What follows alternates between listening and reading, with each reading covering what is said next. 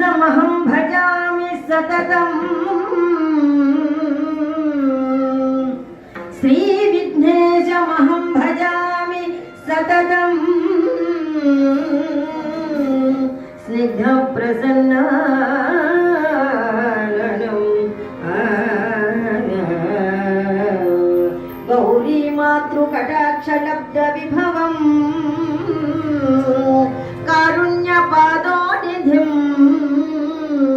कालाजारम्भ समाश्रिताखिल जगत्कल्याण कल्पद्रुमम् स्वादु प्रेम सुधा प्रपूर्ण हृदयम् सर्वार्थ सम्पत्प्रदम्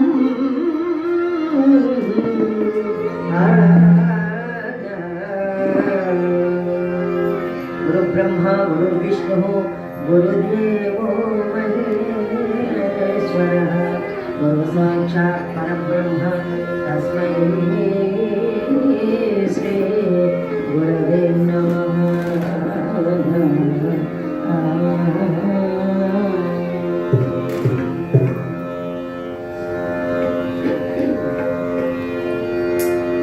श्रीनगजातनय दयामय श्रीनगजातनय दयामय सीतापालन धौर्यय महनीय श्रीनगजातनय दयामय सीतापालन धौर्यय महनीय श्रीनगजातनय दयामय।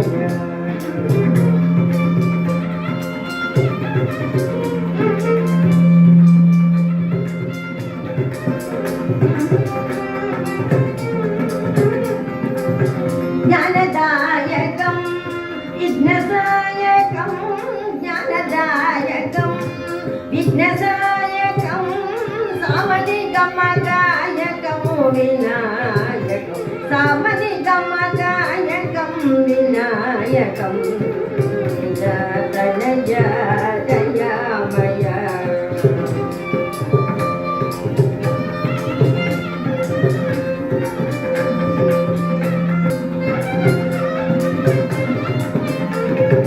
अनेकदं तं एकदन्तं अनेकदं तं एकदन्तं मनोज्ञसुमा मञ्जुलसुस्वान्तं अनेकदं तं एकदन्तं मनोज्ञसुमा मञ्जुलसुस्वा विनोदकरवर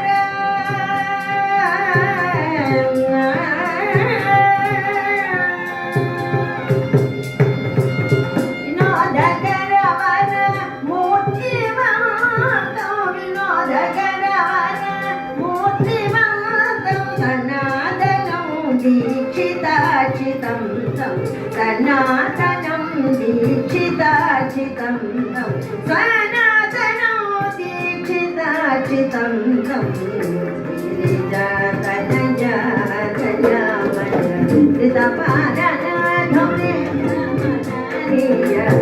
गिरिजातनय दयामय।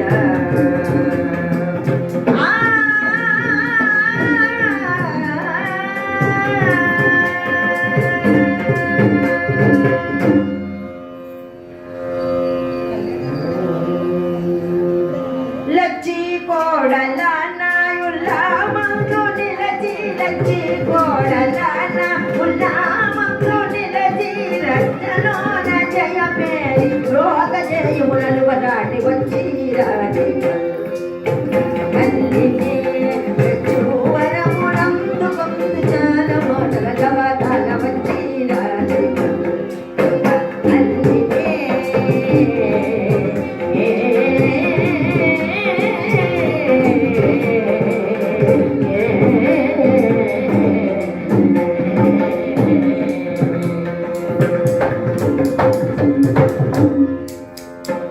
Jagabha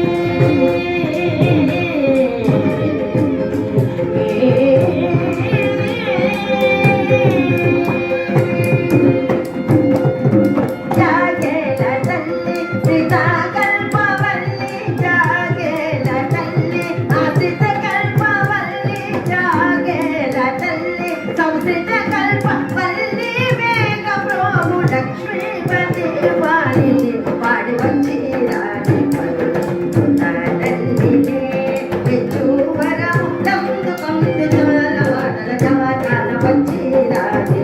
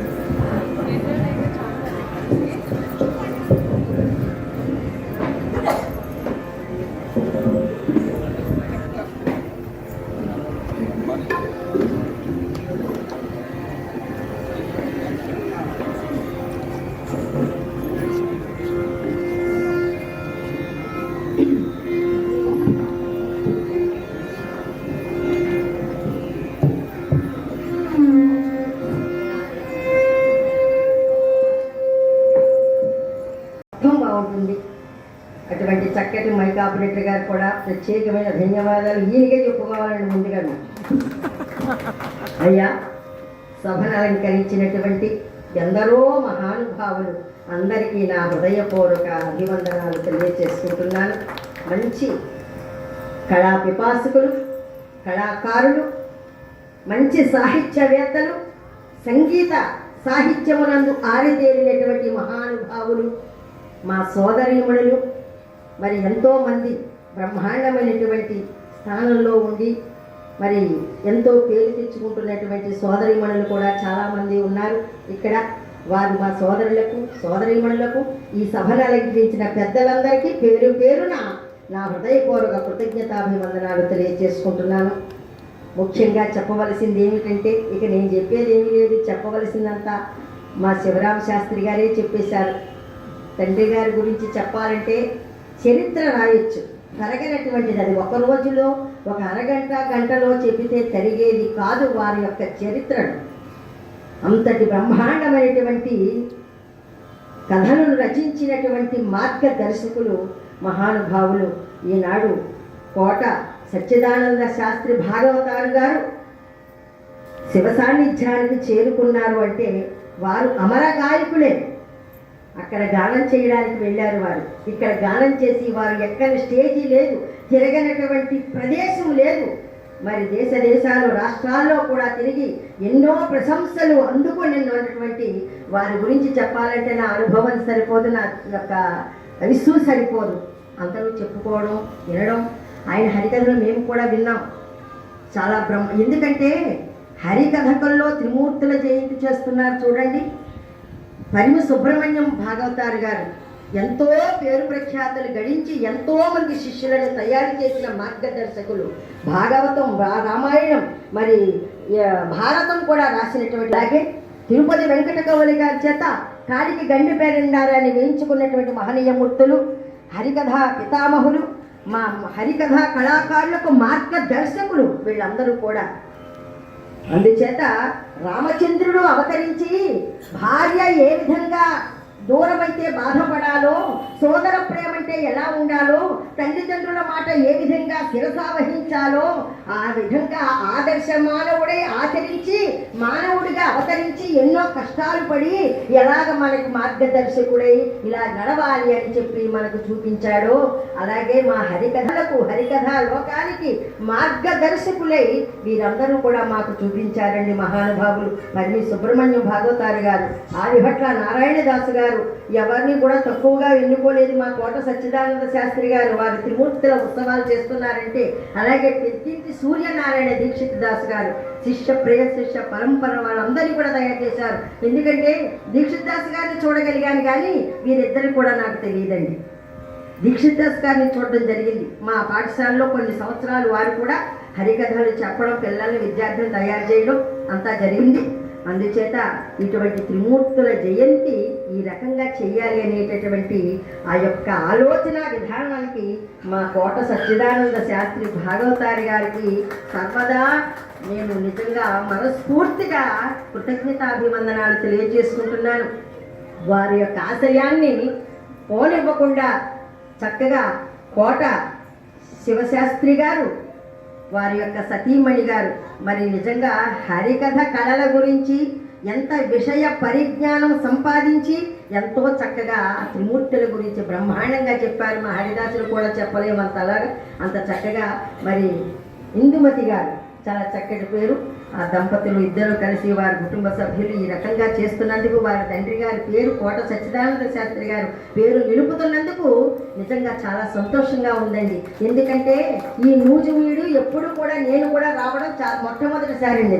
ఇక్కడ హరికథాగానాలు ఎప్పుడూ చేయించలేదు అని ఈ సంవత్సరంతో మొదలుపెట్టారు. విజయలక్ష్మి కాబట్టి నా పేరు విజయం సాధించాలి, విజయంతో మొదలవ్వాలని నా పేరు మొట్టమొదటిగా పెట్టి ఈ కథలు నాతో ప్రారంభించారు. ఇక్కడ చాలా సంతోషం. ఆ విధంగానే విజయంగా, దిగ్విజయంగా, సంకల్ప సిద్ధి గొప్పదై ఉండాలి.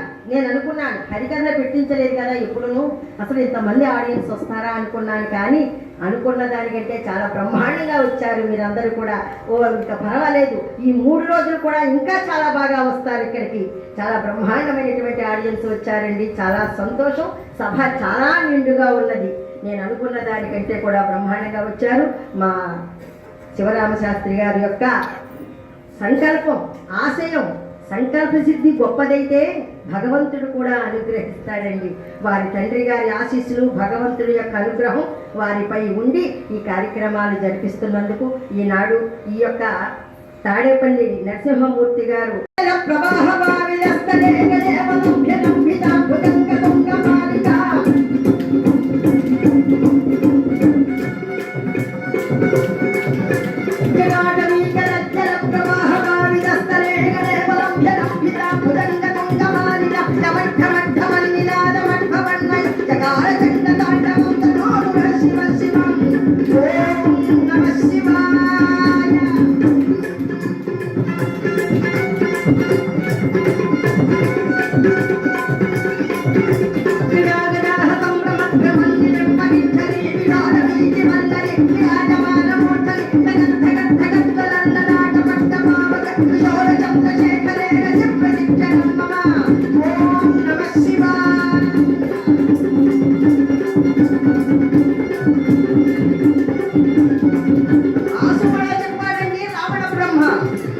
రావణాసురుడు వంటి గొప్ప శివభక్తుడు లేడు. నవకోటి శివలింగాలకు నిత్యం పూజ చేసేటువంటి వాడు రావణ బ్రహ్మ. కైలాసానికి వెళ్ళాడు రావణాసురుడు పరమేశ్వరుని దర్శనం చేసుకున్నామని. బ్రహ్మ కుమారుడు పులస్త్య బ్రహ్మ, పులస్త్య బ్రహ్మ కుమారుడు విశ్వవసు బ్రహ్మ, విశ్వవసు బ్రహ్మ కుమారుడు 4వ బ్రహ్మే రావణ బ్రహ్మ. కైలాసానికి పరమేశ్వరుని దర్శనం చేసుకున్నామని వెళితే అక్కడ సింహద్వారం దగ్గర నందీశ్వరుడు కాపలా ఉన్నాడు. లోపలికి వెళ్ళబోతున్నాడు రావణాసురుడు. నందీశ్వరుడు బొమ్మల దగ్గర ఆపేశాడు. రావణ, నీవు లోపలికి వెళ్ళడానికి వీల్లేదు అన్నాడు. హర హర మహాదేవ, శంభో శంకర, నువ్వు నన్ను తగ్గిస్తావా? కోతి ముఖం వేసుకొని కోతి ముఖం వాడాలి నందీశ్వరుని ఎగతాళి చేశాడటండి రావణ బ్రహ్మ. కోతి ముఖం వాడాలి ఎప్పుడైతే ఎగతాళి చేశాడో నందీశ్వరుడికి కోపం వచ్చేసింది. అయితే ఎందుకు వెళ్ళకూడదని నిలదీశాడు రావణాసురుడు. పార్వతీ పరమేశ్వరుడు ఏకాంతంలో ఉన్నారు కాబట్టి నీవు లోపలికి వెళ్ళడానికి వీల్లేదు అన్నాడు. మరి కోతి ముఖం వాడ అవతలికి తప్పుకోరా అన్నాడు. ఎప్పుడైతే కోతి ముఖం వాడాన్ని ఎగతాళి చేశాడో నందీశ్వరుడికి కోపం వచ్చేసింది. రావణ, నీవు నన్ను కోతి ముఖం వాడు అన్నావు కాబట్టి ఎప్పటికైనా వచ్చి ఆ కోతుడే నీ వంశాన్ని సర్వనాశనం చేయడాక అన్నాడు. అందుకే సీతమ్మ వారిని తీసుకుని వెళ్ళి రావణాసురుడు లంకలో పెట్టినప్పుడు శ్రీరామచంద్రమూర్తి ఆంజనేయ స్వామి వారిని పిలిచిన ఆయన లంకలో ఉన్న సీతను చూసి రమ్మంటే తోకంటించి లంకతో తగలబెట్టి వచ్చేసాడు. అందుకే పెద్దలంటారు సామెతగా, చూసిరారా అంటే కాల్చి వచ్చేసేట్లా నాయన అంటారు. హర హర మహాదేవ, శంభో శంకర అని చెప్పి ఏం చేశాడండి, కైలాస పర్వతాన్ని లోపల ఉన్నటువంటి ఆదిశక్తి అమ్మవారికి ఆందోళన కలిగింది, భయం వేసింది. స్వామి, ఈ కైలాస పర్వతం ఇలా ఊగిపోతుంది ఏమిటి అన్నది పార్వతీదేవి. పరమేశ్వరుడు కళ్ళు మూసుకున్నాడు. ఓహో రావణ, ఇది నీ పన్నాగం అన్నమాట. నీ శక్తి ఎలాంటిదో, నీ భక్తి ఎలాంటిదో నేను ఇప్పుడే పరీక్షిస్తాను బాజుబొమ్మని చెప్పి ఆ పర్వతం కలగకుండా పరమేశ్వరుడు తన కాలుతో పెట్టించేశాడు. ఆ పర్వతం కింద అప్పటికి పోయిన వారికి అడిగిపోయినట్టు రావణ బ్రహ్మ అటు లోపలికి వెళ్ళలేదు, ఇటు బయటికి రాలేడు. ఊపిరాడకుండా ఉక్కిరి పిక్కిరైపోతున్నాడు. అప్పుడే చదివాడు ఈ స్తవం. ఇదే రావణ స్తవం, ఇదే రావణ భుజంగం. ఆదిశక్తి అమ్మవారికి ఆందోళన కలిగి నాకెవడైతే భయోత్పత్తాన్ని కలగజేశాడో వాడికి ఆ స్త్రీ వల్లే మరణగుండుగా గాలి శపించేసింది.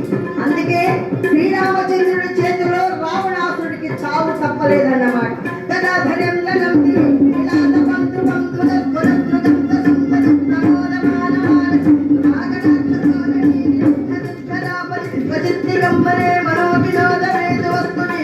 శంభో మహాదేవ.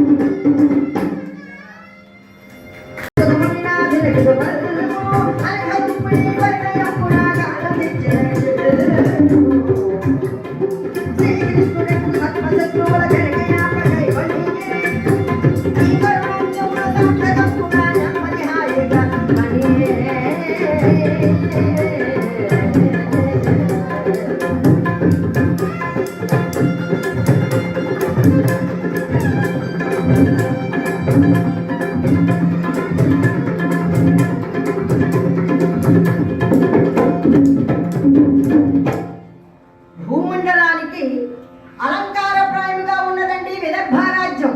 అదే కుండిన నగరం. ఆ రాజ్యాన్ని భీష్మక మహారాజు ధర్మబద్ధంగా రాజ్య పరిపాలన చేస్తున్నాడు. ఆయనకు 5 కుమారులు పుట్టేశారు. రుక్మి, రుక్మబాహు, రుక్మకేశ, రుక్మరథ, రుక్మనేత్రులు 5 పేర్లు పెట్టేశాడు. ఇక ఆడ సంతానం లేదు. వంశోద్ధారకుడు పుడితే ఇంట్లో మహాలక్ష్మిలా తిరిగే అమ్మాయి కావాలని కోరుకుంటారు. అబ్బాయి లేకపోతే వంశోద్ధారకుడు లేడే, వంశాన్ని ఉద్ధరించేవాడు లేడే అని అబ్బాయిని కోరుకుంటారు. అసలు వాళ్ళు సగం వీళ్ళు సగమైతే ఏ గొడవ ఉండదు. మొత్తం వాళ్ళు మొత్తం వీళ్ళైతే చాలా కష్టమండి. ఏదో దానికోసం మనసు కోరుకుంటూ ఉంటుంది. మానవ జన్మ సంతృప్తి అనేది లేదు దీనికి. అందుచేత 5 మగ పిల్లల తర్వాత ఏదో అదృష్టం కొద్దీ భగవదానుగ్రహంతో 5 తర్వాత మహాలక్ష్మి లాంటి ఆడపిల్ల పుట్టడం జరిగింది. 5 తర్వాత ఆడపిల్ల పుట్టినా, 4 తర్వాత ఆడపిల్ల పుట్టినా,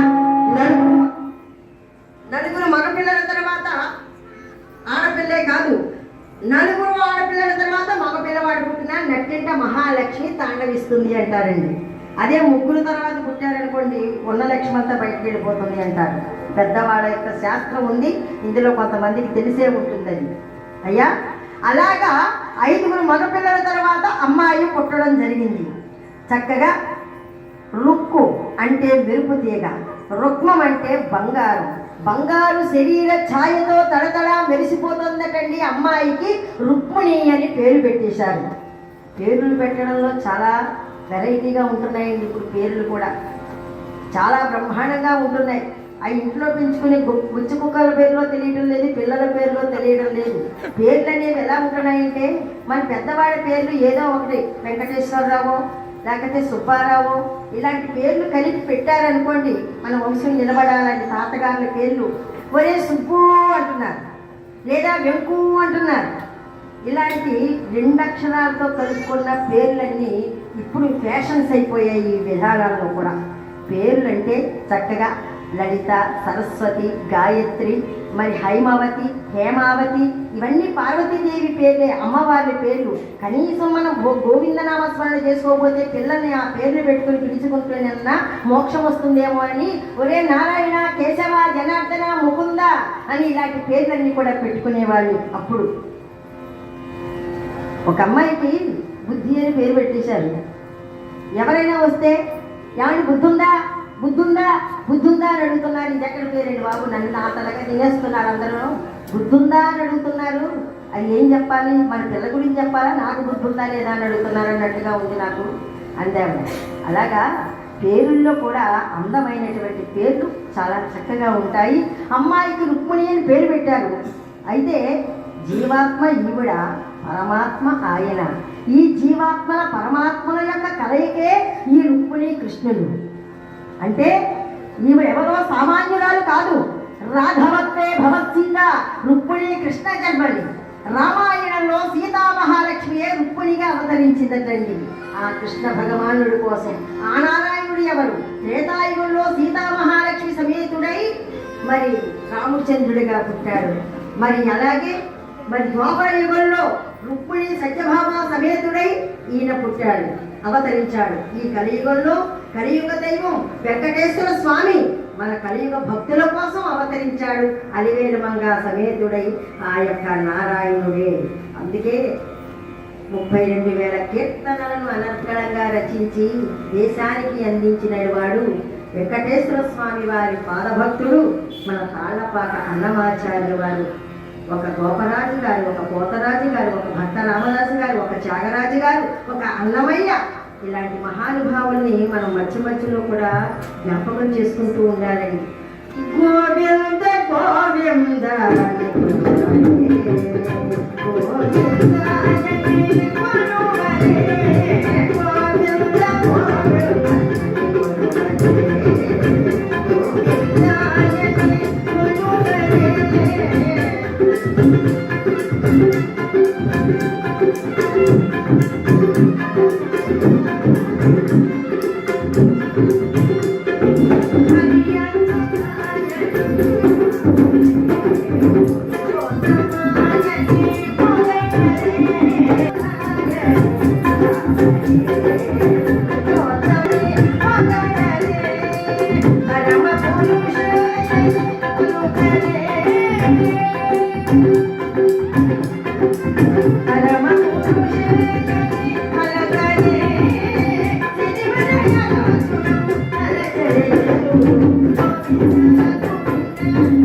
వెలసిన క్షేత్రంబు శాస్త్రరత్నములకు సాగరము. హిమవనాది నగరాజముల పద్మాకరములకు పట్టుకొమ్మ. గంగాది ఖ్యాతికి నిలయము, గంగాది ఖ్యాతికి నిలయము, ఘనవని కదులకు కాపురము. సకల సస్య విజయోత్సవముల సదనము, మహనీయ మతుల జన్మస్థలము. దివ్య మునిరాజులు వసించు తీర్థభూమి, వీరమూర్తుల గన్న పవిత్ర భూమి. ధర్మకేంద్రము సౌఖ్యప్రదము, భరత భూమిని మించిన భాగ్యమునే.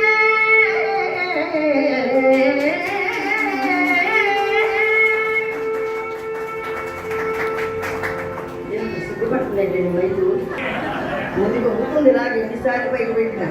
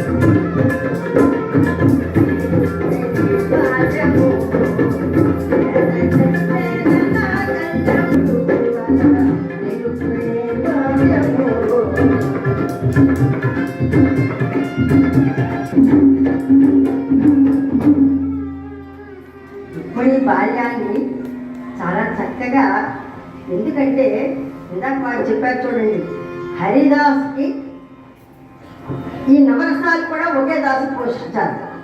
ఆ చెప్పేదవయ్య హరికథాన్ని 3 అక్షరాలతో అనేస్తారు. అది అంత తేలికైందండి. ఏమండి, మా అబ్బాయిని చదివిద్దామంటే స్కూల్కి వెళ్ళడం లేదు, పోనీ ఏదైనా పనిలో పెడదామంటే అదే రావడం, పోనీ ఇంకొకటి ఏమైనా నేర్పిద్దామంటే అదే రావడం లేదు. అంత హరికథ చెప్పండి, ఏంటి హరికథ అంత తేలిగ్గా వచ్చేస్తున్నారు.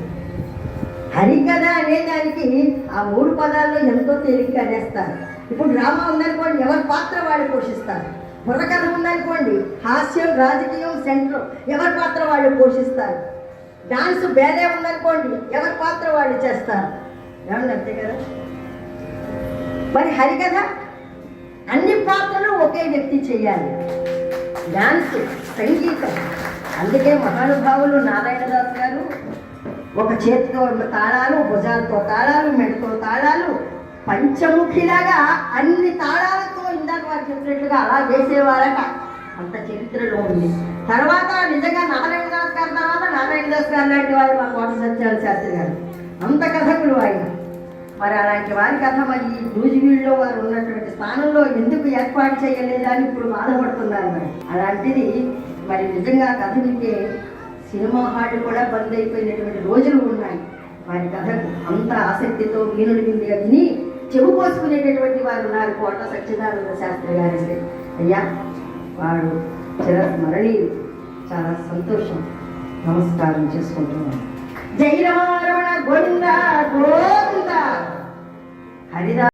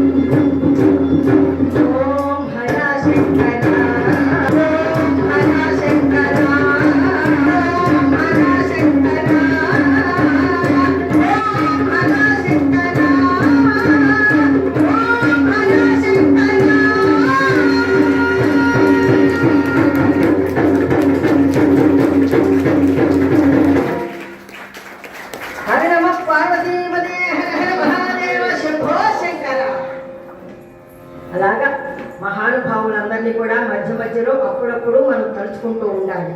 అప్పుడే వారు రాసిన పాటలకి సార్థకత ఉంటుందన్నమాట. అయితే అమ్మాయి ఇప్పుడు బాల్యంలో అన్ని ఆటలు ఆడుకుంటూ ఉంది.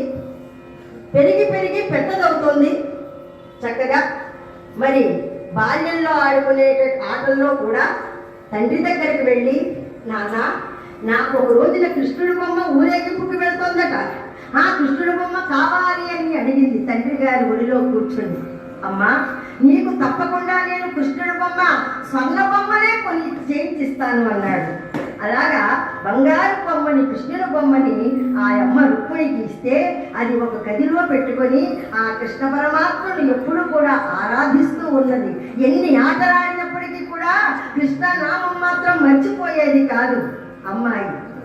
వినయం, వినయంతో కూడుకున్న వివేకం, వివేకంతో కూడుకున్న విజ్ఞానం, విజ్ఞానంతో కూడుకున్నటువంటి ఎంతో గొప్ప ఆదర్శం. వాళ్ళు వీళ్ళు తేడాభావం ఉండేది కాదు. పేదవాళ్ళని కానీ గొప్పవాళ్ళని కానీ అందరినీ కూడా సమతాభావంతో చూస్తూ ఉన్నది ఆమె. అందుచేత అమ్మాయికి అలా పెరిగి పెరిగి పెద్దదవుతూ 12 సంవత్సరాల వయసుకి వచ్చిందండి. ఆ 12 సంవత్సరాల వయసు వచ్చేటప్పటికి పూర్వంలో 15 సంవత్సరాలు 18 సంవత్సరాల లోపులోనే వివాహాలు చేసేసేవాడు. ఒక్కొక్కరికైతే చూడకుండానే తల్లిదండ్రులు ఒక్కడే చూస్తే చాలు, పిల్లలు చూడకపోయినా పర్వాలేదు, అలాంటి సంబంధాలు చూసేవారట. అసలు పూర్వం ఎలా ఉండేదటండి ఆచారం, అమ్మాయి జడ, అబ్బాయి పిలక, ఈ రెండు సమంగా ఉన్నాయో లేవో చూసి పెళ్లిళ్ళు చేసేవారట పూర్వకాలంలో. అలాంటి రోజులవి. అలాంటి కాకుండా అమ్మాయికి చక్కటి సంబంధం చూడాలనే ఒక ఆలోచన వచ్చింది. అయితే అలాంటి వినయ విద్యార్థులతో గురువుల దగ్గర ఎలా ఉండాలో, తల్లిదండ్రుల దగ్గర ఎలా ఉండాలో, అన్నదమ్ముల దగ్గర ఎలా ఉండాలో, మరి అందరి దగ్గర కూడా సమతాభావంతో ఎలా ఉండాలనేది ఆమెకే తెలుసు. అందుకే తల్లిదండ్రుల వద్ద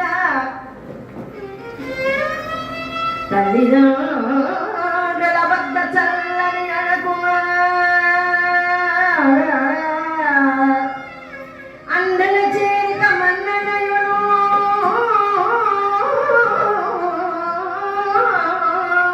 చిన్న పెద్దల ఎడ వినయము అనయము సత్యమాడుట మంచి జాడ జనుట వేల్పులపై భక్తి పెద్దల అనురక్తి మర్యాదము మదనే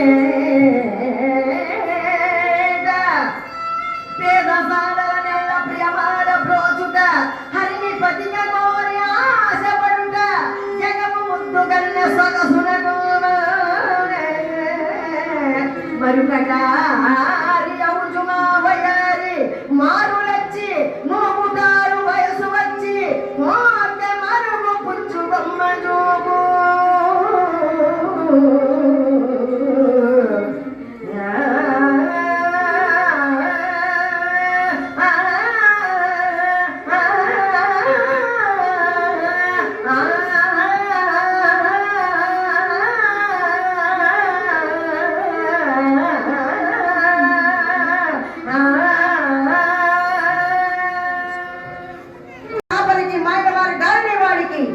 చెల్లెనిచ్చి వివాహం చేయడానికి మీరందరూ నిర్ణయించడం, వీళ్ళు చెప్పడం, మీరు వినడమునా? అసలు వాడి వివరాలు ఏంటో మీకేమైనా తెలుసా? వాడి నడవడికి ఏమిటో మీకేమైనా తెలుసా? మీకు తెలియకపోతే నేను చెప్తాను ఏమంటున్నాడు.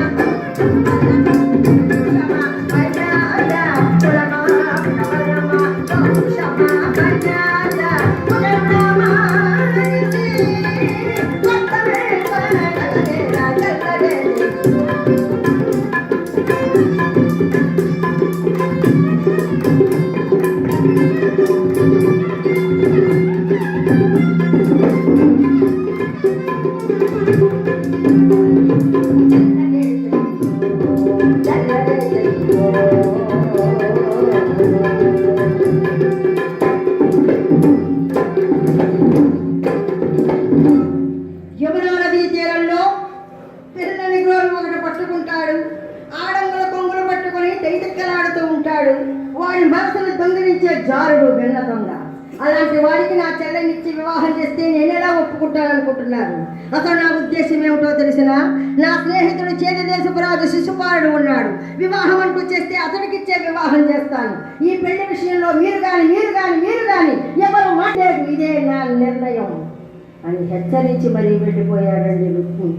అలాంటి వాడికి మంచి చెప్పినా మూర్ఖుడికి చెవిటి వాడి దగ్గర శంఖం ఊదినట్లుగానే ఉంటుంది. ఎవరు ఏది చెప్పినా వినిపించుకోరు. వాళ్ళు తెగేసి చెప్పి వెళ్ళిపోయాడు. తల్లిదండ్రులు ఏమీ మాట్లాడకుండా మౌనం వహించి ఊరుకున్నారు. రుక్మిణీదేవి ఏకాంత ప్రదేశం చేరి ఆ శ్రీకాంతుడి కోసం తహతహలాడిపోయింది. అంత చిన్న వయసులోనే. ఒక వయసు వచ్చేటప్పటికి ఎవరికైనా వివాహం చేయాలి అనేటటువంటి ఆలోచన ప్రతి తల్లిదండ్రుల్లోనూ ఉంటుంది. అది ధర్మం. కొడుక్కి 25 సంవత్సరాలు వచ్చాయి. తండ్రి పెళ్లి చేయాలనుకుని ఒక నిర్ణయానికి వచ్చేసాడు.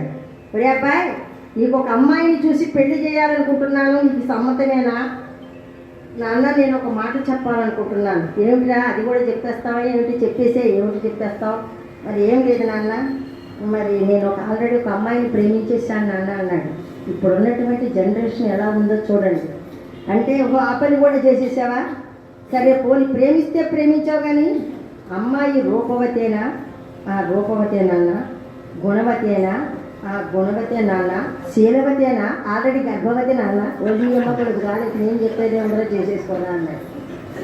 అలాంటి పరిస్థితులు కొన్ని చోట్ల జరుగుతున్నాయి. ఇప్పుడు మనం సెల్ ఫోన్ చూస్తున్నాం, పేపర్లు కూడా చూస్తున్నాం. ప్రపంచంలో జరిగేటటువంటి చాలా విషయాలు, ఘోరమైనటువంటి విషయాలు జరుగుతున్నాయి ఇప్పుడు మనకి, ఇప్పుడున్నటువంటి టెక్నాలజీని బట్టి. అలాగా అమ్మాయికి వివాహం చేయాలనేటటువంటి ఆలోచన వీళ్ళల్లో కలిగితే ఇది వివాహం జరగడానికి వీల్లేదు, శిశుపాలుడికి ఇచ్చి వివాహం చేస్తానంటున్నాడు. వీడికంటే మూర్ఖుడు. ఎవరి మాట వినిపించుకోవాలి వీళ్ళిద్దరూ కూడా. అందుచేత ఈ రుక్మిణీదేవి ఏం చేసిందంటే, తన ఏకాంతమైన మందిరానికి వెళ్ళిపోయి కృష్ణుడు అన్న చూస్తే ఎలా మాట్లాడుతున్నాడు, కృష్ణుడితో వివాహం ఒప్పుకోవడం లేదు, ఇప్పుడు నేను ఆ కృష్ణుని చేరుకునే మార్గం ఎలాగా అని ఆలోచిస్తూ ఉండండి. యథాహేకేన చక్రేణ రథస్య చ గతిర్భవేత్ ఏనం పురుషకాలేన వినాదైవం నసిచ్చతే. 2 చక్రాలు సమంగా ఉంటేనే బండి సమానంగా నడుస్తుంది. అలాగే దైవానుగ్రహం, మానవ ప్రయత్నం 2 ఉంటేనే ఏ పనైనా సానుకూలం అవుతుందండి. అంతేగాని గాలిలో దీపం పెట్టి దేవుడా నీదే భారం అంటే దాని పని అది చూసుకుంటుంది. దానికి ఏదో ఒక ఏర్పాట్లు మనం చెయ్యాలి. ఆ రకంగా రుక్మిణి ఏం చేసింది? కృష్ణుని మీద భారం వేసి తన కర్తవ్యాన్ని ముందుకు కొనసాగించిందండి. ఏం చేసిందో చూడండి. మంచి మొసలి బ్రాహ్మణ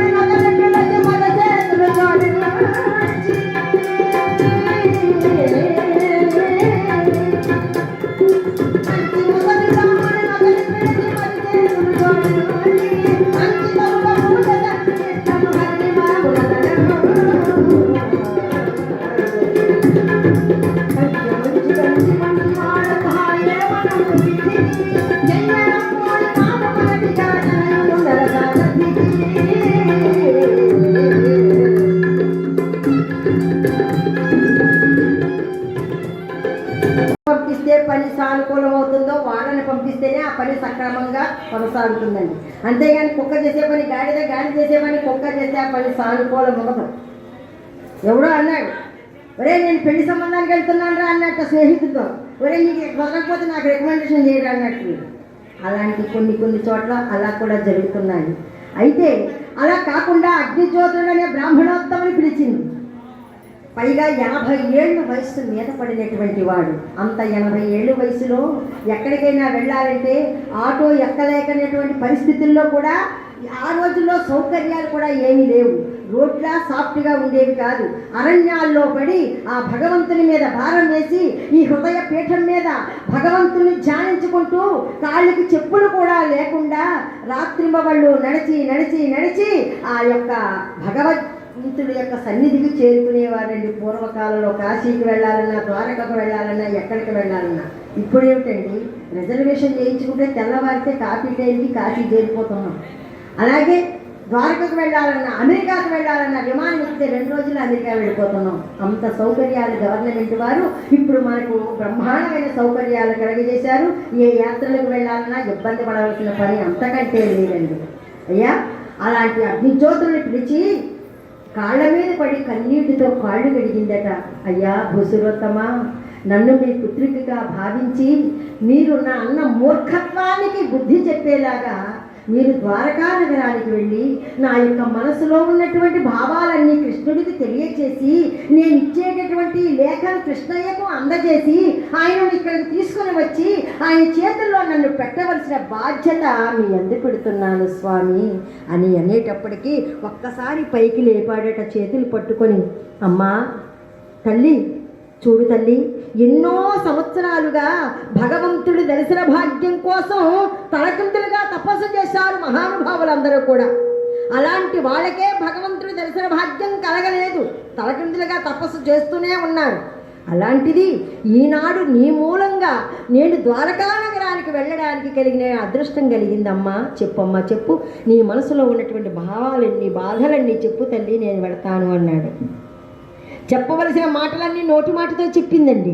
చెప్పలేనటువంటి ప్రణయభావాలన్నీ లేఖలో రాసింది. కృష్ణ రమ్ము పిల్లనో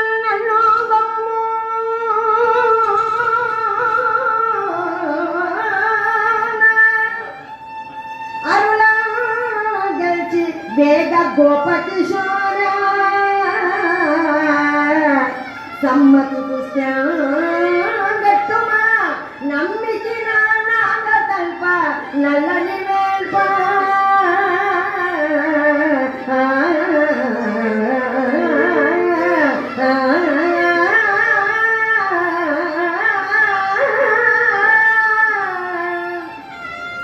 కృష్ణ రమ్ము పిరాణం ఎంత తొందరగా వచ్చి నా అన్న తరపున వచ్చిన శత్రువులందరినీ కూడా చీల్చి చెండాడి నన్ను నీ పాదదాసిగా చేసుకుంటావో కృష్ణ. నీవు లేకపోతే నా బొందులో ప్రాణాలు నిలవవు. మా అన్న మూర్ఖత్వానికి బుద్ధి చెప్పు. నిన్ను చేరుకోకపోతే నా యొక్క తనువే వృధా కృష్ణ అని ఇంకొక విషయం రాసింది. స్వామి, మా కోటలోనికి చొరబడి నన్ను తీసుకుని వెళ్ళడానికి నీకు అవకాశం ఉండదు. మా కోట చుట్టూ కాపలా ఉంటారు సైన్యమంతా కూడా.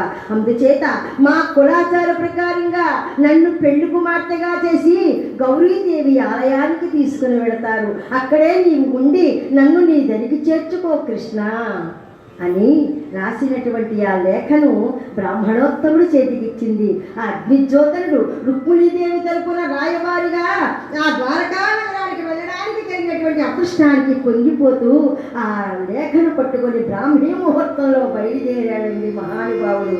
ఆ కృష్ణయ్యను కీర్తించుకుంటూ వెళుతున్నాడు. ఎలాగా?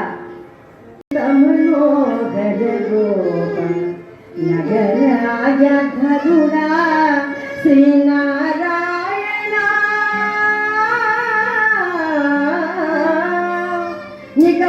నిగమాంతవంతిత మనోహరో నగరాజధరుడా శ్రీనారాయణ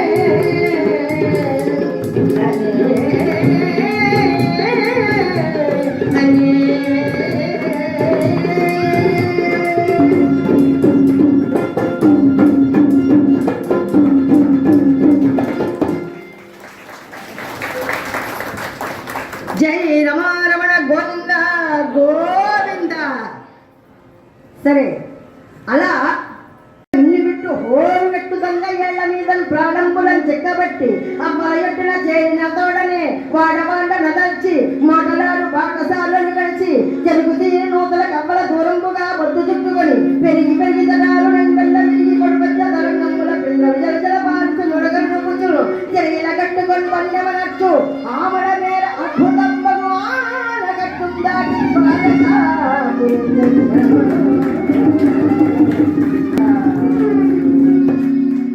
అంత కష్టించి శ్రమించి 80 ఏళ్ళు వయసు వయోవృద్ధుడు ఆ అగ్నిజ్యోతుల వారు బ్రాహ్మణోత్తముడు ఎట్టకేలకు ద్వారకా నగరంలో ప్రవేశించారండి. చూశాడు ఒక ప్రక్క ఏనుగుశాలను, మరొక ప్రక్క గుర్రాలశాలలు, మరొక ప్రక్క తులసి వనాలు, మరొక ప్రక్క కృష్ణ భక్తులు కృష్ణుని కీర్తిస్తున్నారు, అలా కోలాటాలు చేస్తున్నారు. ఇవన్నీ చూశాడు బ్రాహ్మణోత్తముడు, ఉప్పొంగిపోయాడు. ఆహా కృష్ణయ్య, నీ ద్వారకా నగరం చూస్తేనే ఇంత పరమానందంగా ఉందే, నా 2 కళ్ళు సరిపోవడం లేదే, ఇక నిన్ను చూస్తే నేను తట్టుకోగలనా స్వామి అని ఆనంద పరవశ భరితుడై అలాగా ముందుకు వెళ్ళాడండి.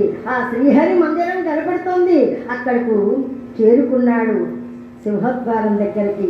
అక్కడ ఉన్నటువంటి ద్వారపాలకులు ఈయన చూడబోతే ఏదో పేద బ్రాహ్మణులు, ఏమీ అంతస్తులు లేనటువంటి వాడు దీనంగా ఎలా ఉంటాడో, ముసిలివాడు కదా, అలాంటి వాడిని చూసి ఎవరైనా అంగీకరిస్తారా? ద్వారపాలకుడు తెలియక అవతలికి వెళ్ళవయ్యా అని తోసేశాడట. కృష్ణ కింద పడిపోయాడు. హే కృష్ణ ఒక్క కేక పెట్టాడట. ఆ 7 ప్రాకారాల్లో ఆ సింహద్వారాలు దాటుకొని ఆ కృష్ణయ్య బంగారు సింహాసనం మీద ఆసీనుడై ఉన్నటువంటి వాడు అలా బయలుదేరి వచ్చేశాడు. అలా బ్రాహ్మణోత్తముని లేపారు. బ్రాహ్మణోత్తమ అని పాదాలకు నమస్కారం చేశాడట. రండి, ఎక్కడి నుండి వచ్చారో, ఎప్పుడు బయలుదేరారో, పాపం బాగా అలసిపోయి ఉంటారని ఆ భుజం మీద ఒక చెయ్యి, నడుం మీద ఒక చెయ్యి వేసుకొని అలా జాగ్రత్తగా తీసుకుని వెళ్ళి అలా సింహాసనం మీద కూర్చోబెట్టారటండి.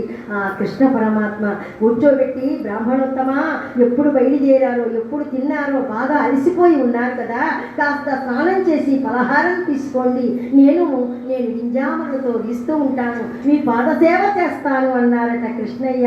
ఎప్పుడైతే పాదసేవ చేస్తానన్నాడో బ్రాహ్మణోత్తముడు పరవశుడైపోయాడు. అయ్యో కృష్ణయ్య, నేను చూస్తే పేద బ్రాహ్మణుణ్ణి, నీవు చూస్తే ఈ 14 భువన భాండాలు నీ చిరుబచ్చలో వస్తున్న జగన్నాటక సూత్రధారిని, నీవు నా పాదసేవ చెయ్యడం ఏమిటి కృష్ణయ్య అంటే అప్పుడు అన్నారట, దైవాధీనం జగత్ సర్వం మంత్రాధీనంతో దైవతం తన్మంత్రం బ్రాహ్మణాధీనం బ్రాహ్మణో మమ దేవత. ఈ ప్రపంచమే దైవం యొక్క అధీనంలో ఉంటుంది. అటువంటి దైవ మంత్రాలకు అధీనుడైపోతాడు. అటువంటి మంత్రాలు మీ బోటి బ్రాహ్మణోత్తమ దగ్గర కలవు కాబట్టి మీకు నేను సేవ చేయడంలో ఏమాత్రమూ తప్పు లేదని కృష్ణ పరమాత్మ తెలియజేశారండి. అందుకే అన్నాడు బ్రాహ్మణోత్తముడు, కృష్ణయ్య, నీ దృష్టిలో పేదవాళ్ళకి గొప్పవాళ్ళకి తేడా లేదనేటటువంటి భావన ఇది నాకు తెలియజేసి ప్రపంచానికి తెలియజేయడం కోసం నాకు చెప్పావా స్వామి? నీవు పిండి కొడుకోమవుదో ఎప్పుడు నీల నీరద శ్యామా శ్రీకృష్ణ దేవదేవ ఈ సేవ చేయ నడతించులయ లక్ష్మీ రుక్మిణి దేవా. సాక్షాత్తు మహాలక్ష్మి ఆ రుక్మిణీదేవిని సేవ చేసుకోవడానికి, నిన్ను చేరుకోవడానికి తహతహలాడిపోతుందయ్యా. అందుచేత ఆమె బాధలన్నీ నీతో చెప్పుకోవడానికి నన్ను పంపించిందయ్యా కృష్ణయ్య. ఇదిగో ఆమె ఇచ్చినటువంటి లేఖ అని అలా లేఖను తీసి ఇస్తూ అంటున్నాడండి బ్రాహ్మణోత్తముడు. గానలో నారాయణదాసు గారి కీర్తనలు కానీ పద్యాలు కానీ ఇందులో ఏది తీసేయడానికి వల్ల కాదండి. అంత చక్కటి కీర్తనలు రాశారు. అది పని కలిగినటువంటి ఇలాంటి వాయిద్యాలు వాయించినప్పుడే దానికి శోభిస్తుంది. విని ఆనందించగలిగే మీలాంటి పెద్దవారు ఉన్నప్పుడే ఇలాంటి కీర్తనలు కూడా శోభిస్తాయండి. చక్కటి ఆడియన్స్లో ఉన్నప్పుడే ఇలాంటి కీర్తనలు పాడతాం. గానలో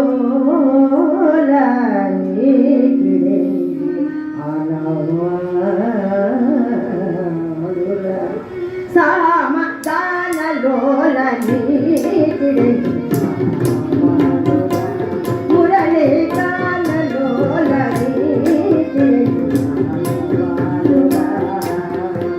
చాన నిన్ను కలచిపోడు జాలి సోడునా, చాన నిన్ను కలచిపోడే జాలి సోడునా, జలమునగా జలమునన్నడు దయముతలము, జలమునగా జలము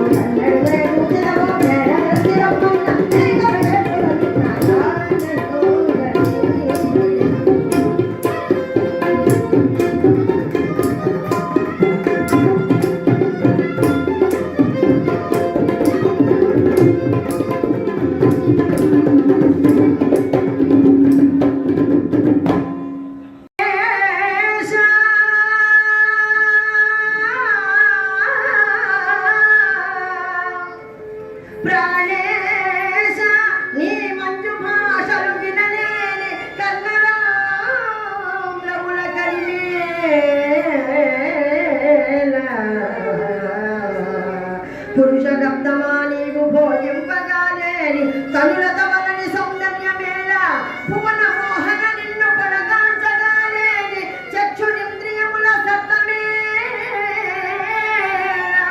జయతానీయ ధరామృతం బాలగాలేని జిహ్వకు ఫలరస సిద్ధియేన నీరజాత నయన నీ వనమాలిక కంఠమొప్పలేని ఘ్రాణమేన ధన్య చరితానీకు దాస్యంపు చేయని జన్మమేన ఎన్ని జన్మములకు కృష్ణ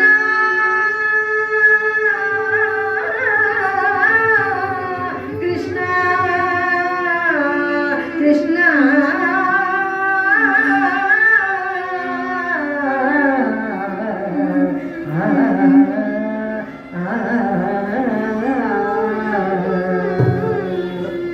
కృష్ణ, నీ మెడలో ఉన్న తులసిమాలను వాసన చూడకపోతే నాకు నాసిక ఉండి ప్రయోజనం లేదు.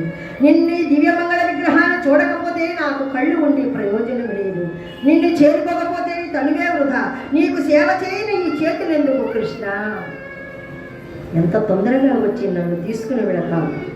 నిన్ను చూడకుండా నా కనుగవము ఎదు తెరువసాటగమునే దిక్కుదక్క పొలుమురు నీ రూపు తలచి తలచి నేను సోడి తెప్పెల్లెడు పూల ప్రక్క కన్యప్రాయము ధాన్యగల గోపకాంతలు ఎటుల నిన్ను ఎడబాసి నిలుతురక్క రేయి నిద్దుర రాదోయి పోయి పోయి వచ్చు నీ మోసగప్పియ ప్రాణమో రాయబారము రాకున్న రాగమీవ తెలియదు చెట్టు రోజదో దేవదేవా.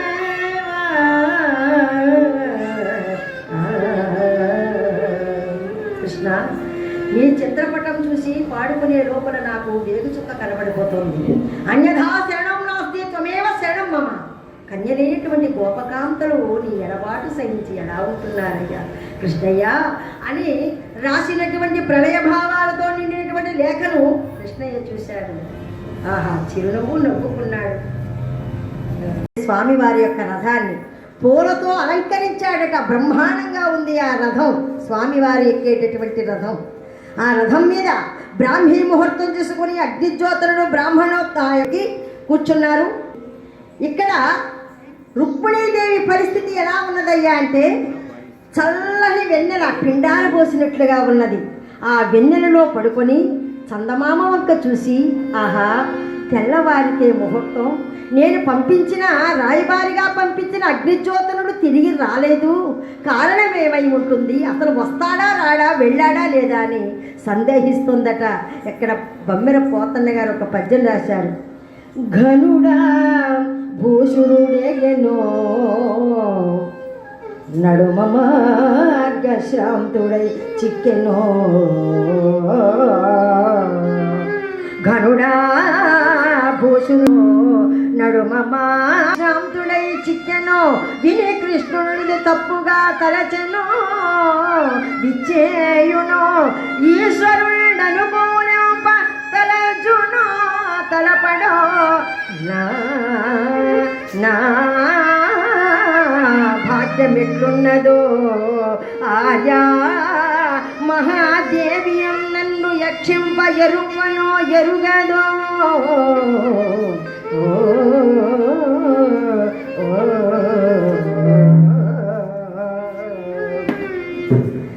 చాలా చక్కటి రాగం అండి ఇది. భీంపలాస్ రాగం అంటారు, ఇదే అధేరి రాగం అంటారు. ఇందులో అన్నమయ్య చాలా చక్కటి పాట రాశారు. తెలవారదేముని స్వామి నీ తలపుల మునకలో అలసిన దేవేరి అలమేలు మంగకు. తెలవారదేముని స్వామి నీ తలపుల మునకలో అలసిన దేవేరి అలమేలు మంగకు.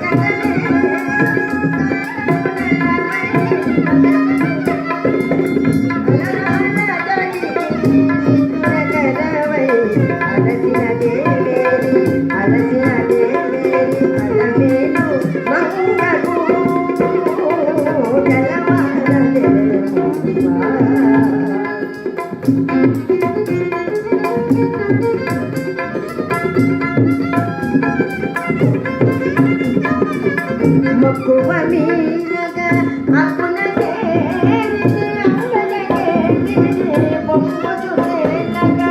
మక్కువ మీరగా అక్కున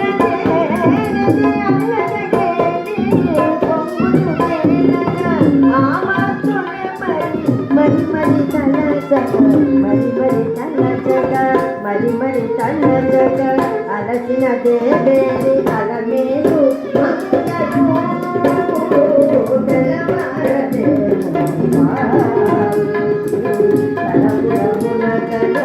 అలసిన దేవేరి అలమేలు మంగళు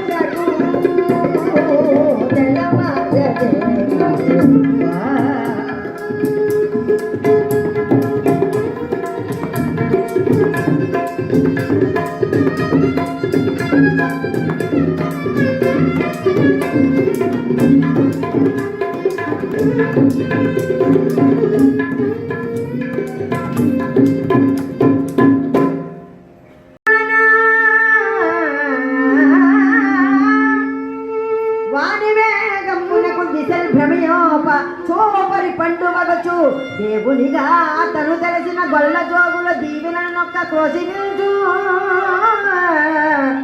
జగదతి మోహన శ్యామల తనుకాంతి చెదరపు గొల్ల పచ్చను దాప పెండి వైభవమున శౌరి వెడలుటయ్యే దూరమై కోర్కు చేరువయ్యే మరణ కోలల గున్మారి పదునులయ్యే మామికాయల పాల్గొన మాసమై శైభ్య సుగ్రీవ మేఘవలాహ పుష్పకములను 4 గుర్రములు వేద పురుషుడైన కృష్ణుడి రథాన్ని టగడగడగడగడగడగ లాగుతూ ఉన్నాయండి. అంత వేగంతో వస్తున్నాడు కృష్ణ భగవానుడు విదర్భ నగరానికి. ఇక్కడ రుక్మిణీదేవి చక్కగా పెళ్లి కుమార్తెగా తయారు చేశారు. చెలికత్తెలు పూర్ణ కలశాలు పట్టుకొని అమ్మవారి గుడికి వెళ్ళడానికి సిద్ధంగా ఉన్నారు. బయలుదేరి వెళుతున్నారు 10,000 మంది యోధవరులు. ఈమె వెనకాల బయలుదేరారు సైన్యం అంతా కూడా.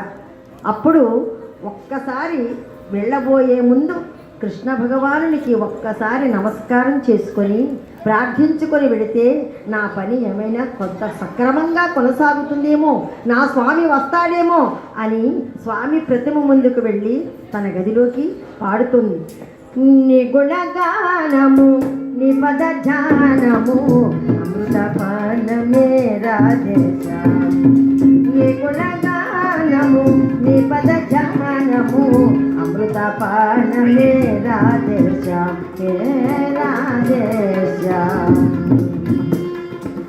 నీలాద్రి శిఖరాన నెలకొని గన్నా, నీలాద్రి శిఖరాన నెలకొని గన్నా, నీనకు అందమే చన్నా, నీలాద్రి శిఖరాన నెలకొని గన్నా, నీనకు అందమే చన్నా. ఏ అందమైన జగదేనా జగదేక మోహన సుందరత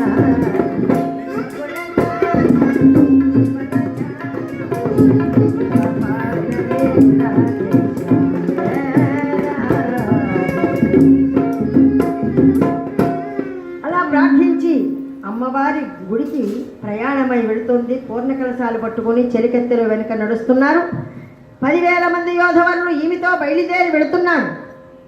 అమ్మవారి ఆలయంలో ప్రవేశించింది. అమ్మా జగజ్జనని కాచాయని అమ్మలగన్న అమ్మవు, ముగ్గురమ్మల మూలపుటమ్మవు. మా కోటవారు అనేవారు, చెట్టు మీద కొమ్మ చెక్కితే బొమ్మ, గుళ్ళో పెడితే అమ్మ అనేవారు ఎప్పుడు కూడా అమ్మవారి గురించి. అలాంటి అమ్మ జగజ్జనని కాచాయని హైమవతి అపర్ణ. అమ్మ అమ్మలగన్న అమ్మవు, ముగ్గురమ్మల మూలపుటమ్మవు, సాంబశివుని శరీరంలో అర్ధభాగమై నిలిచినటువంటి దానవు. ఆడవారి బాధ ఆడవారికే తెలుస్తుందంటారు తల్లి. నా మనసులో ఉన్నటువంటి కోరికను నెరవేర్చి ఎటువంటి ఆటంకము లేకుండా నా స్వామి దగ్గరకు నన్ను చేర్చు తల్లి. ముజ్జగమ్ములకెల్ల మూలమోహరుణాణి శౌరినా మగడకు చక్రపాణి ప్రబల్ పురాణ దంపతులు గౌరీశ్వరులు గనుపట్టుద యశోద కన్నవాణి నిన్ను భక్తునే నిత్య కళ్యాణి సుఖమాని హరికి ఇల్లాలిగా నను చేయు మధ్యమే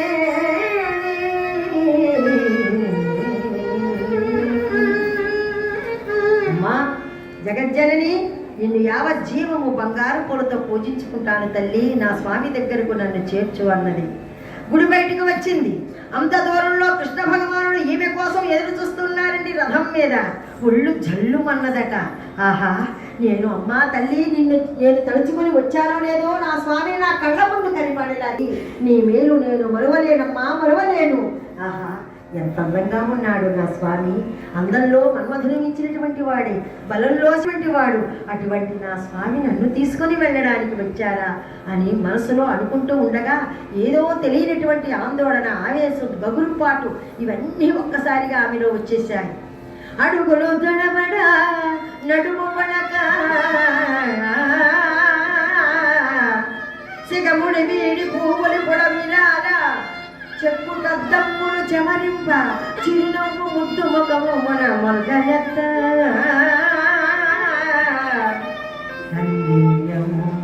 సిగ్గు వలపు తన రథము చెక్కక హలసటను నడుచి కోటలుగా తను చూచు కొమ్మ తేరిపై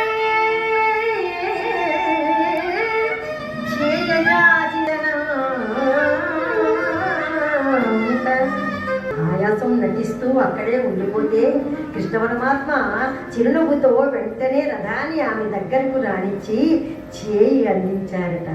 ఆమె కూడా సిగ్గుతో అలా చేయి అందించింది. ఒక్కసారి రథంపై విజయం లాగేశాడండి. రథాన్ని వేగంగా పోనిస్తున్నారట. అప్పుడు ఈ 10,000 మంది యోధవరులు కృష్ణుని మీద బాణాల వర్షం కురిపించారు. జగన్నాటక సూత్రధారి కృష్ణ పరమాత్మ యుద్ధం చేయాలా, ఒక్క వేలుతో ఆ చక్రాన్ని అలా తిప్పాడట. అందరూ కూడా తునాతులుగా పరాజితులైపోయారు. రథాలు భూమిలోకి దిగబడిపోయాయి, కిరీటాలు పడిపోయాయి, ఖడ్గాలు విరిగిపోయాయి, నిరాయుధులై పారిపోయారు. చాలా మంది మూర్ఛపడిపోయారు. కొంతమంది రుక్మి వల్ల మోసగింపబడ్డామని పెదవి ఖర్చుకున్న శిశుపాలను చూసి జరాసంధుడు అన్నట్ట, ఓరి శిశుపాలా, ఎందుకలా నువ్వు భయపడుతున్నావు? ఈ కృష్ణుడే ఎన్నోసార్లు నా చేతిలో ఓడిపోవడం నీకు తెలియదా? ఈ రోజంటే ఏదో వాళ్ళ సమయం బాగుంది కాబట్టి బ్రతికి బయటపడ్డాడు, మనకు విలువైన ప్రాణాలు దక్కాయి, చాలు పద. బ్రతికి ఉంటే భార్యలకు పదపడ్డయ్యా, పంచదారకు లోపమేమో కానీ పంచదారకు మాత్రం లోపం లేదు. పదపదాన్ని ఎవరి దారిని వాళ్ళు వెళ్ళిపోయారు. అక్కడ అభము శుభము తెలియని నా చెల్లాయిని దొంగ పట్టులా వచ్చి తీసుకుని వెళ్ళిపోతున్నారా పిరికి బంద. చెల్లెలి మీద రుంగదును చంపక బంధువుల దీనిగా, చెల్లెల మీద రుంగదును చంపక బంధువుల దీనిగా, పెళ్ళడిగాక చైతునకు పెళ్లికి నిశ్చయమేమో చేయక చుల్లక చక్కమట్లు పొరిచొచ్చి దొంగ పట్టువై వేరాయికెక్కడ కేక చాలదో. నా చెల్లిని శిశుపాలుడికి ఇచ్చి వివాహం చేద్దామని మేమంతా నిర్ణయిస్తే దొంగ పట్టులా వచ్చి తీసుకుని వెళ్ళిపోతున్నావా ఆడక్కడ అని కాలిపోతలు వస్తున్నట్ట. కృష్ణ పరమాత్మ చిరునవ్వుతూ అన్నాడు, ఓరి బావమరిది రుక్మి, చిన్న పెద్ద తారతమ్యం లేకుండా నోటికి వచ్చినట్లుగా మాట్లాడుతున్నావు. నీ చెల్లెలు నువ్వు అనుకున్నంత అమాయకురాలు ఏమి కాదు. కోరి రాయబారం పంపి నన్ను రప్పించుకున్నది. ఆవిడ ఇష్టం లేని పెళ్లి చేసి ఆమె గొంతుకొద్దామనుకుంటున్నావా మూర్ఖుడా? నీకు చేతనైతే నాతో కలిసి యుద్ధం చేసి నీ చెల్లెని విడిపించుకో, లేదా నోరు పోసుకొని వెళ్ళమన్నాడు కృష్ణయ్య. అంతటితో ఊరుకుంటాడా వీడు? ఆయన చేతిలో పరాభవం పొందాలి కదా. ఒక్కసారి కృష్ణుని మీద బాణం వేయడానికి సిద్ధపడ్డాడట. వెంటనే రథం అణుమాత్రము కూడా కదలలేదు, భూమిలోకి దిగబడిపోయింది, కిరీటం పడిపోయింది, ఖడ్గాన్ని ఖండించేశాడు. ఏం చేస్తాడు వీడు? 10,000 యోధవరులను జయించగలిగినటువంటి వాడు ఈ రుక్మి ఒక లెక్క వాడి పరుగు పట్టేశాడు. ఓరి బాగుపడిదే, ఎక్కడికి పారిపోతున్నావు? ఇంతవరకు నువ్వెంత నేనెంత అని కారుకోతలు పూసావు కదా, నీ చెల్లెల్ని విడిపించుకోకుండా వెళ్ళిపోతున్నావే అని చెప్పి 2 చేతులు పట్టుకొని కృష్ణ పరమాత్మ ఆ రథానికేసి కట్టేశాడట రుక్మిణికి. ఒక పదునైన కత్తి తీసుకున్నారటండి స్వామి. ఒక ప్రక్క గడ్డాలు, ఒక పక్క మీసాలు తీసేశాడు, ఒక పక్క ఉంచేశాడు. అదే తీరనైనటువంటి పరాభవం. అది చూసింది రుక్మిణీదేవి. ఎంతైనా అన్నగారు కదా, రక్త సంబంధం, ఎంతైనా వేడుకుంది అన్న మూర్ఖత్వాన్ని బుద్ధి చెప్పమని.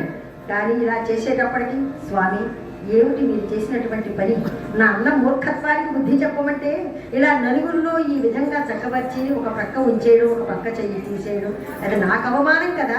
వాడు ఎంత మూర్ఖుడైనా నీ అక్క బావమరిదే కదా. జగదీశ్వర కృష్ణ ప్రాణేశ్వర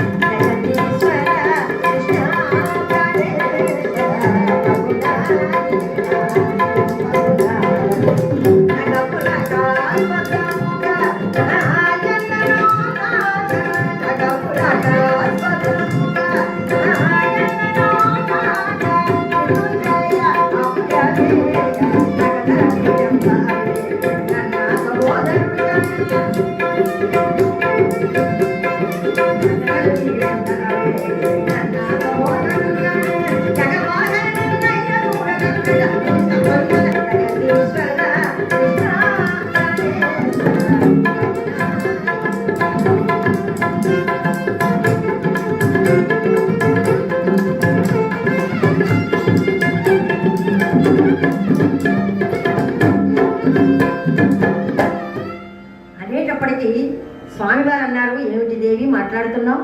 కృష్ణ, నీవు లేకపోతే నా బొందిలో ప్రాణాలు నిలవవు. నా అన్న మూర్ఖత్వానికి బుద్ధి చెప్పి నన్ను నీ పాదదాసిగా చేసుకో కృష్ణ అని రాసిన నువ్వేనా దేవి ఇలా మాట్లాడుతున్నావు? అయినా నీ అన్నగారికి నేను చేసింది పరాభవం కాదు, వాడి యొక్క అహంకారాన్ని తీసివేశాను నేను. ఆ మీదాలు గడ్డాలు ఒక ప్రక్క తీసి ఒక ప్రక్క ఉంచేయడం, వాడికున్న ఆ దురహంకారాన్ని నేను తీసివేశాను తప్ప ఆయన్ని అవమానపరచాలని కాదు. నీ అన్నగారు మూర్ఖత్వాన్ని ఒక్కసారి వెళ్ళి బుద్ధి చెప్పన్నాట. అనేటప్పటికీ వీడికి కొంచెం కోపం వచ్చింది, చిరుకోపం. మళ్ళీ స్వామివారి బ్రతిమలాడుకోవడం జరిగింది. అన్న దగ్గరికి వెళ్ళి, అన్న, నేను ఎన్నిసార్లు చెప్పినా వినిపించుకున్నావా? సాక్షాత్తు శ్రీ మహావిష్ణువే కృష్ణుడని చెప్పినా వినిపించుకోకుండా నీ మూర్ఖత్వానికి పోయి ఇలా నలుగురిలో నవ్వులు పాలయ్యావు. ఇప్పుడైనా నీకు మించిపోయింది ఏమీ లేదు, ఒక మేలే జరిగింది. గుడ్డిలో మెల్ల మేలన్నట్లుగా నా మంగళవాడు నీ మంగళవాడయ్యాడన్నా దివాకీర్తి నీకే దక్కింది అన్నయ్య అన్నట్టండి నదాసు గారు. ఏమండి, అందుచేత నీవేమీ బాధపడవలసిన పని లేదన్నయ్య అని అన్నగారిని ఓదారుస్తూ ఉంటే ఇందులో బలరాముడు సైన్య సమేతంగా తమ్ముడు గొప్పతనం తెలుసుకుని అక్కడికి వచ్చారు. బావగారిని చూసి సిగ్గుతో తల వంచుకున్నది. ఏమమ్మా ముద్దుల మర్దరా, కోరి రాయబారం పంపి నా తమ్ముడిని రప్పించుకున్నప్పుడు ఏమైంది సిగ్గంతా? బలనే బిట్టు చిన్న పోగుటిది ఎలా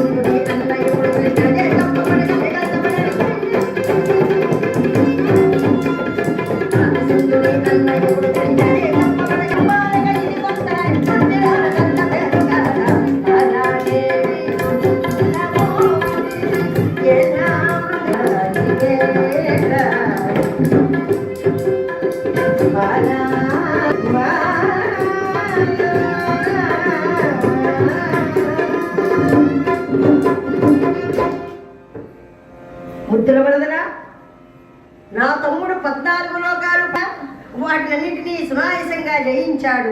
విజయలక్ష్మిని చేపట్టాడు, నిన్ను గృహలక్ష్మిగా స్వీకరించాడు. మీ అన్న మూర్ఖత్వానికి ఇప్పుడైనా బుద్ధి వస్తే చాలు అని చెప్పి అక్కడ నుండి అందరూ సైన్య సమేతంగా ద్వారకా నగరానికి బయలుదేరి వెళ్ళారండి. పడుకుని ఉన్నారు స్వామి. గుమ్మం దగ్గర నిలబడింది సిగ్గుతో లోపలికి తోశారు. అయితే కృష్ణ పరమాత్మను చూసి, స్వామి, నా రాయబారాన్ని మన్నించి నా లేఖను గ్రహించి మీరు వచ్చి నన్ను తీసుకుని వచ్చారు, చాలా సంతోషం.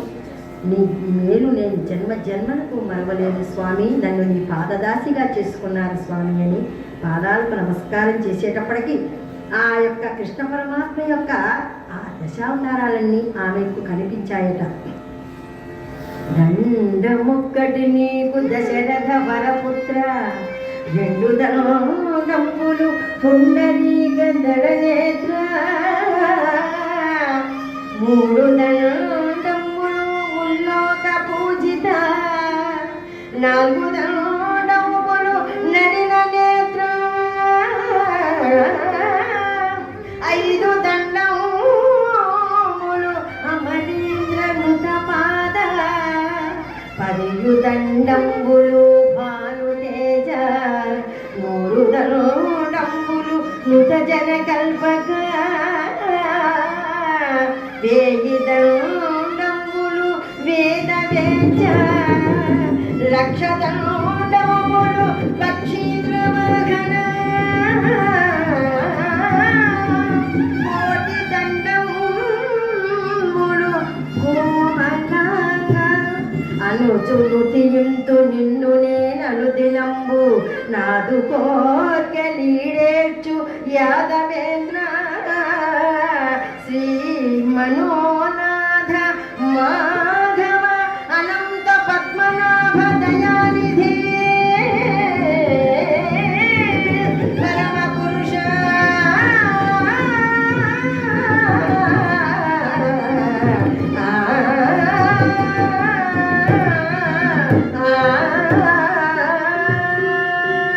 జయ నమారమణ గోవింద గోవింద.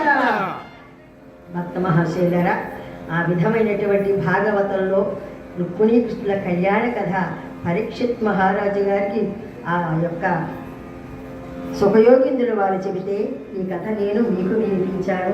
అందరూ కూడా ఈనాడు ఈ కథను జయప్రదం చేసినందుకు మీ అందరికీ కూడా ఆ శ్రీ మహావిష్ణువు యొక్క పరమేశ్వరుడు యొక్క కరుణా కటాక్ష వీక్షణాలు అందరిపై ఉండి అందరూ కూడా ఆయురారోగ్య అష్టైశ్వర్య భోగభాగ్యాలతో చల్లగా ఉండాలని మనస్ఫూర్తిగా కోరుకుంటూ మరి మాకు ఈనాడు ఈ యొక్క కోట సచ్చిదానంద శాస్త్రి గారి యొక్క గానక మరి త్రిమూర్తుల యొక్క జయంతోత్సవం సందర్భముగా ఈ ప్రశాంతమైనటువంటి ఆధ్యాత్మికమైనటువంటి వాతావరణంలో కథాగానం ఏర్పాటు చేసినటువంటి మా శివశాస్త్రి గారికి, వారి యొక్క మరి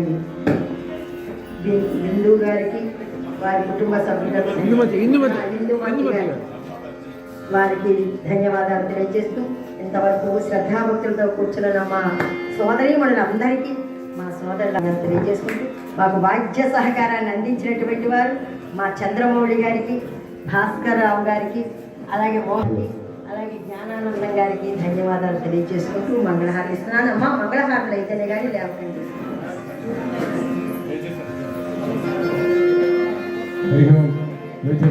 కొద్ది నిమిషాల పాటు ఓపిక పడితే రుక్మిణీ కళ్యాణ కథని చక్కగా కథాగానం చేసి మీ అందరికి నేను వినిపించినట్టుగా మళ్ళీ మా కోట హరికథా గానకళా పీఠం తరఫున జరుపుతున్నటువంటి ఈ సంవత్సరం ఉత్సవాల్లో మొదటి రోజున ఇంత వైభవంగా హాజరయ్యి అందరూ విజయవంతం చేసినందుకు అందరికీ కృతజ్ఞతలు తెలియజేస్తూ సోదరి విజయలక్ష్మి గారికి మా కోట హరికథా గానకళా పీఠం తరఫున హరికథా త్రిమూర్తుల ఆరాధనోత్సవాల సందర్భంలో హరికథా త్రిమూర్తుల అనుగ్రహ ప్రసాదాన్ని మా శ్రీమతి ఇందుమతి గారు పురాణ విజయలక్ష్మి భవతాడి గారికి అందజేస్తారు. ప్రజలు కొద్దిగా ఇంతకుముందు మేము కూడా సత్కరిస్తామని చెప్పేసి అన్నారు. వారు కూడా ఇప్పుడు అయిన తర్వాత భగవతాన్ని చక్కగా మంగళహారతి పడతారు. హారతి కూడా ఇచ్చి కళ్ళకద్దుకున్నప్పుడు వెళ్దాం. దయచేసి అందరూ గుర్తుంచుకోవాలి. దయచేసి రేపు భక్త మార్గంలో అయినటువంటి చక్కని ప్రభావం జరుగుతుంది. అది కూడా విజయవంతం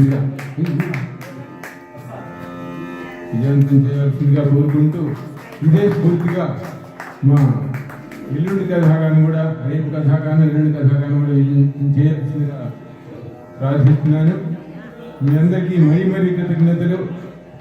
మా డాక్టర్ గారు అయితే ఇంకా వెళ్ళలేక అక్కడే ఉంచున్నారు. ఎందుకంటే మంగళహారతి కూడా తీసుకుని వెళ్ళాలనేటువంటి సంప్రదాయం చక్కగా పాటించి వెళ్దాం అనేటువంటి చక్కని సంస్కారం కలిగినటువంటి వ్యక్తులు. మా విజయలక్ష్మి గారు కూడా విజ్ఞప్తి చేస్తున్నాను. రేపటి నుంచి మీరు ఎక్కడ కథాగానం చేసినా మా న్యూజివీడ్లో నేను కథాగానం చేశాను, ఇంత చక్కగా ఆదరించారు. మీ ఊళ్ళన్నింటిలోకి మించినటువంటి చక్కని సంస్కారము కలిగినటువంటి ప్రేక్షకులు మా న్యూజివీడ్లో ఉన్నారనేటువంటిది చెప్పమని చెప్పేసి నేను మరి వాటిని మీ అందరితో ప్రార్థిస్తున్నాను.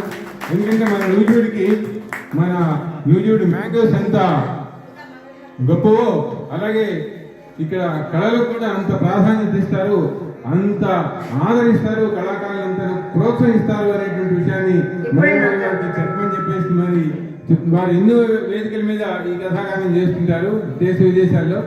వారికి చెప్పి అక్కడ ఉండేటువంటి కళాకారులు కూడా నూజివీడులో మనకు ఒక ప్రోగ్రాం వస్తుందా, మనం చక్కగా ప్రదర్శిద్దామా అని కలిగేట్టుగా వారికి చెప్తారని చెప్పేసి కోరుకుంటూ మా నూజివీడు ఖ్యాతిని ఇంకా మీరు దశ దిశలా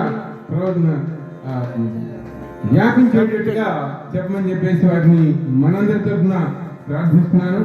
మా తోట హరికథాకార కళాపీఠం తరఫున మొదటి రోజు కథాకారం చేస్తూ మొదలు చెప్పారు, ఇక నుంచి అంతా విజయమని.